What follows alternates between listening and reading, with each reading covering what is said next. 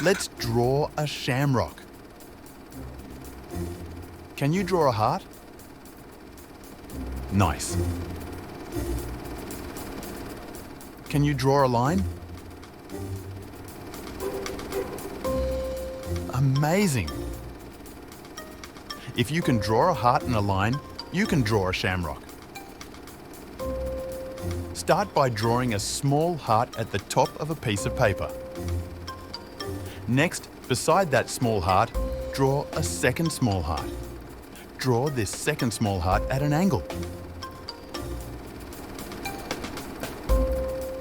Across from the small heart you just drew, draw a third small heart.